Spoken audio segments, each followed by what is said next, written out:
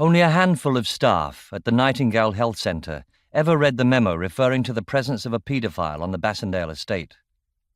It vanished under a pile of paperwork in the central office and ended up being filed by one of the clerical workers, who assumed it had done the rounds.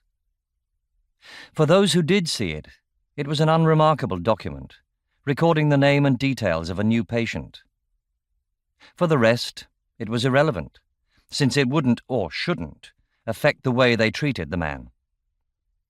One of the health visitors tried to have the issue raised at a staff meeting, but she was overruled by her supervisor, who had responsibility for setting the agenda. There was a history of hostility between the two women, neither believing the other was up to her job, which may have prejudiced the way the supervisor handled the matter. It was the summer, and everyone wanted to be home in reasonable time.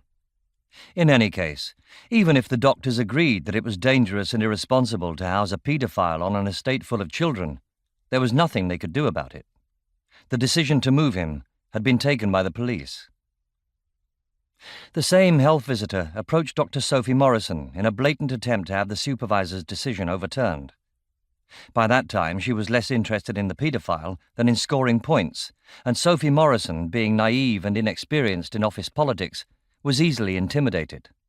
Such, at least, was Fay Baldwin's interpretation of the cheerful young woman who had joined the surgery 2 years before.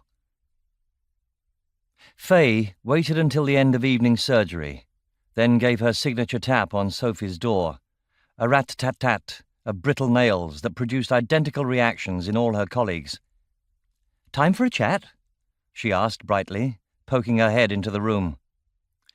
"'Fraid not," said Sophie, launching herself manically at her keyboard and typing "The quick brown fox jumps over the lazy dog" repetitively into her monitor.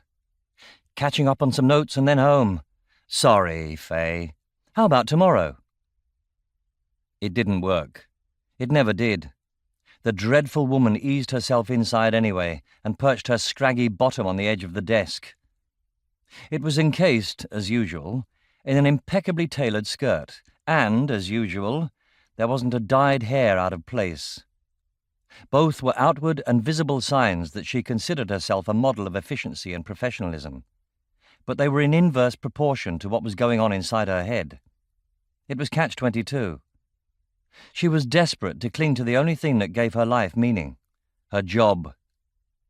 Yet her hatred for the people she dealt with, patients and professionals alike, had reached disastrous proportions. Sophie had argued that the kindest course would be to retire her early and set her up with psychiatric help in order to cope with the emptiness of her life. The senior partner, a great deal less sympathetic towards elderly, frustrated virgins whose only talent was for stirring, preferred to let sleeping dogs lie. It was less than 3 months before they'd be shot of her for good, was his view. If she was one of their patients, it might be different, but she had coquettishly eschewed the Nightingale's doctors in favour of the competition on the other side of town. "I couldn't possibly take my clothes off in front of people I know," she'd said. As if anyone cared.